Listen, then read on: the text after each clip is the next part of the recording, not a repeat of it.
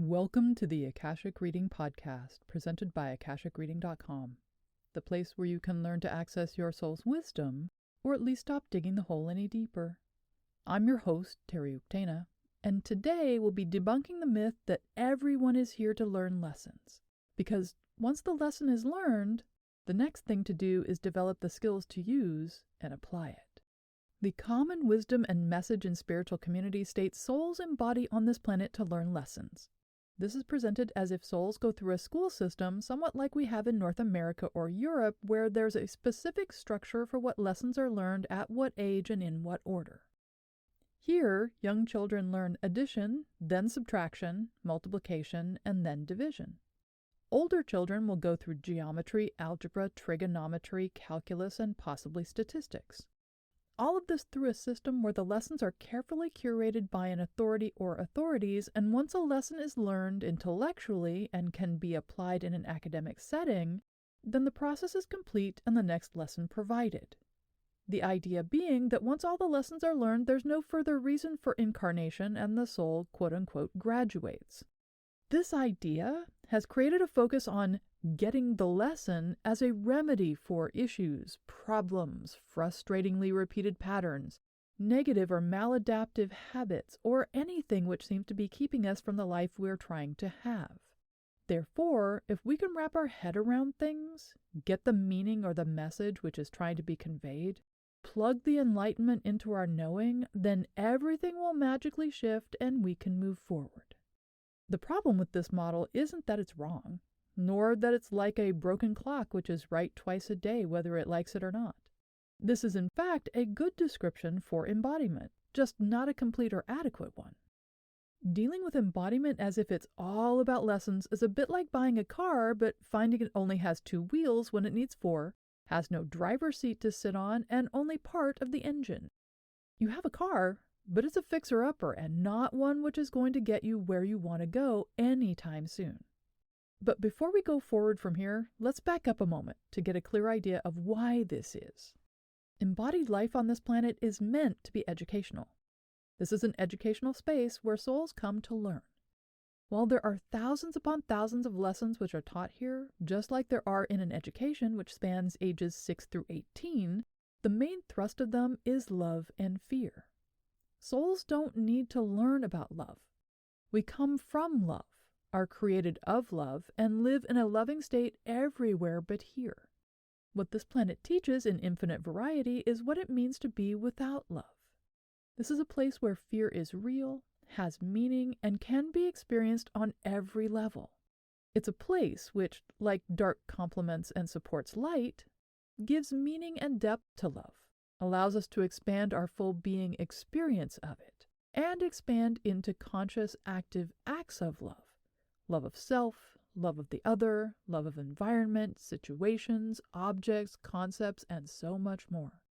Not passive, but active loving and being actively loved or not. In particular, this planet teaches about a specific way of actively loving, which is about attachment to a unique individual.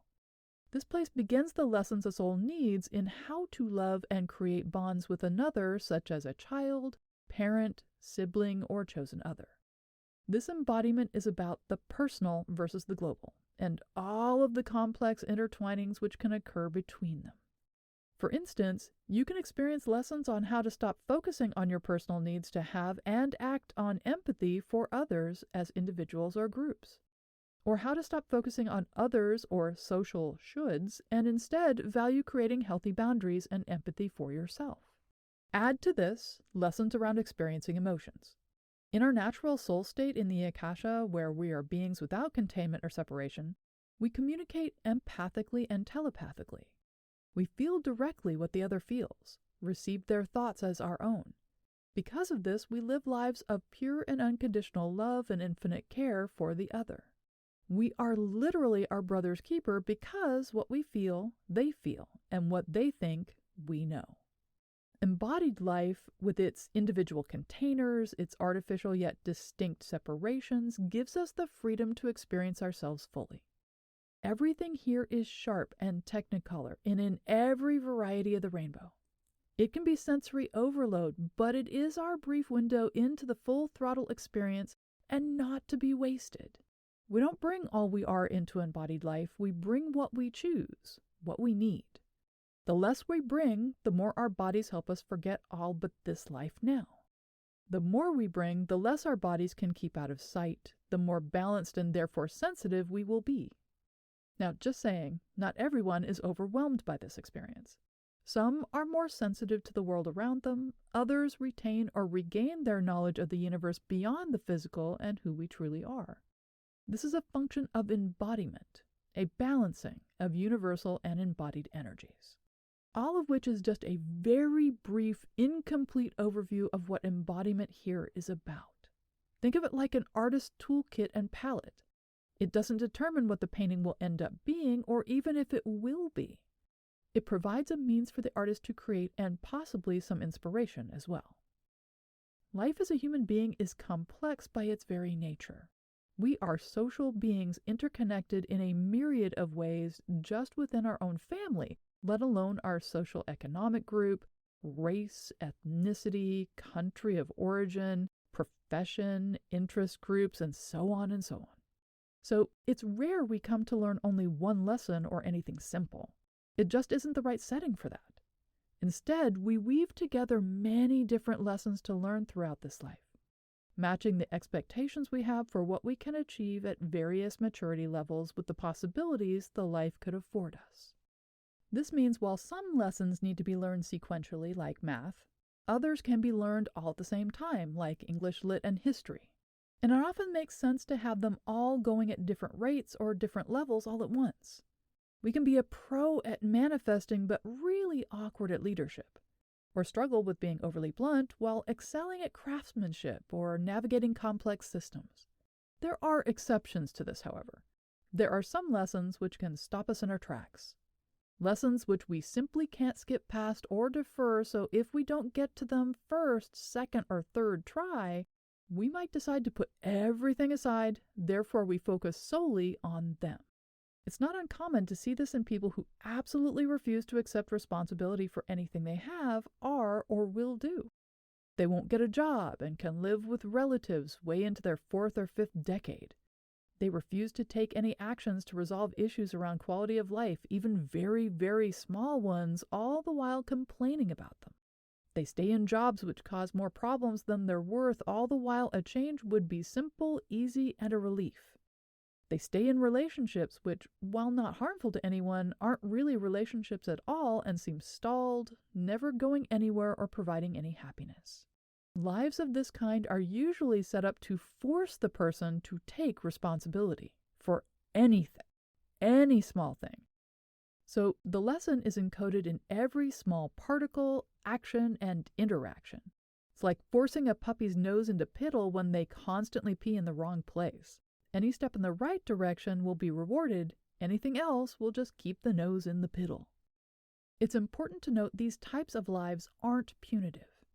They aren't a punishment doled out by an authority, but the choice of the soul themselves. The soul sets them up like blinkers on a horse or a quiet floor in a college library to force themselves to focus and prohibit avoidance. So with all this said, lessons are a major component of why we're here, and once we get them, we incorporate the wisdom into our lives and move on. However, the myths about how this happens can cause people frustration or even to be self-sabotaging. So, myth 1 is getting a lesson intellectually means the lesson is complete. We've all experienced how this is rarely the case. How many times have we intellectually known there's a tack strip, small extra step, staple, or nail on the floor somewhere we walk, and yet we trip over it time and time again? Knowing something intellectually without applying the knowing in some concrete way doesn't necessarily help. Myth 2. All lessons are about learning something intellectually or becoming enlightened. The easiest way to think about this is to think about how you learn to drive a car. There was an intellectual component, whether you took a formal class or not. Usually, to get a license, you need to learn all the laws and rules for driving safely and pass an exam, but even if this wasn't a part of your experience, you had to intellectually understand the rudiments of driving at some point. usually before anything else, as the process starts long before your feet can reach the pedals. However, driving is a physical thing, and so requires you to learn physical actions and reactions.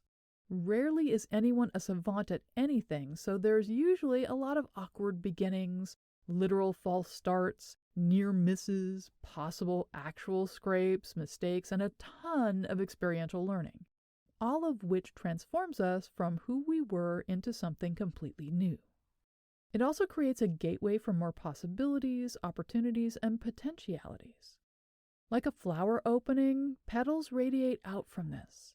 Hearing message through songs played on a device while driving from here to there, road trips as bonding events with others, exploration of new geographies, cultures, and groups, as well as intense emotional social situations, and so on.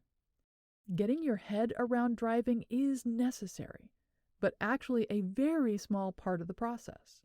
The doing of driving, the being a driver, participating in driving with others, is the majority of it. Which is why, if people get overly focused on looking for the intellectual lesson in a situation they're in, they can miss the point entirely. Embodied life can be focused not on lessons, but on skill building. Once a lesson has been learned, we still have to apply it, and not necessarily in a simplistic way. This reminds me of something an elder of my tribe taught me decades ago. Don't pray for strength. There's only one way to acquire it, and that's by going through events which require you to be strong or break you down, so you'll be forced to build yourself up. Instead, pray for things which support you being strong, such as grace, health, abundance, and insight. Life will cause you to develop strength whether you like it or not. It's not uncommon for souls to design lives where they're required to use things which they've learned and to repeat this specific style of life over and over again, because practice makes perfect, and repetition creates muscle or soul-level integration. We become what we do, and over time, what was something foreign we needed to focus on consciously to achieve becomes just part of who we are. We can therefore carry it from life to life, stop focus on doing it, and instead be it. Lives can also be about personal development. Rather than focusing on one specific lesson or skill, they can be about entering into an entirely new aspect of being. This is somewhat like moving from medical student to being in residency. Once all the lessons are learned, the skills acquired, the test taken, and aptitude has been proved, then it's time to start using them. However, this isn't just about performing in a certain way. Residency is an act of transforming the self from one state of being to another. Moving from learner to beer, from individual responsible to and for self to authority responsible to and for others. This is a very complicated, pat your head while rubbing your stomach process of trying to keep all the knowledge and skill accessible consciously, while at the same time being completely available to the needs of others while holding appropriate boundaries, taking in feedback from authorities, and deciding on best practices in each case. The same process can be seen in the trades. Intellectual learning is required for plumbing, electrical, construction, and so on. Once you've done the initial learning, there's then an apprenticeship program where you are a journeyman learning not only how to apply your skills, but how to do so under deadline pressure with specified, if not best, supplies, under circumstances which are unique to each project and often not ideal. The process is transformative, moving the soul into a better, more complex and complete version of the self.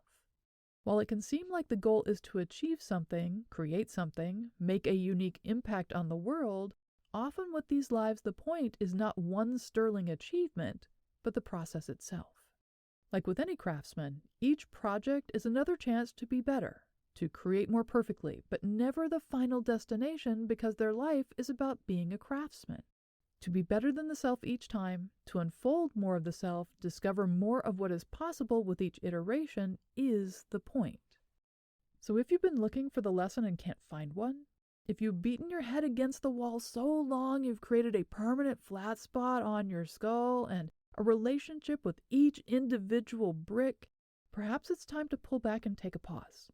You might have already learned the lesson and instead be developing new skills, which is always an awkward process in the first few, 100 times you do it. If so, then don't see the repetitions as failures, but as progress. Look back at where you started, see how far you've come, and glory in how much better you are now. Then keep going, because it will just keep getting better. Or it might be you're now working with the skills you've developed in order to unfold an entirely new version of yourself. And like most birthing processes, there is pain and mess before we get to the trailing clouds of glory part, but we do get them, and our most precious selves besides. And that's all the time we have this week. If you're interested in knowing more, check out my website, akashicreading.com. Thank you to my patron of honor this week, Amy. If you're enjoying this podcast, please consider supporting it by subscribing on Patreon. For just $5 a month, you can join in patron-only classes, see all my other offerings, and get regular updates about what I'm working on at patreon.com/TerryUktana. Thanks. Bye.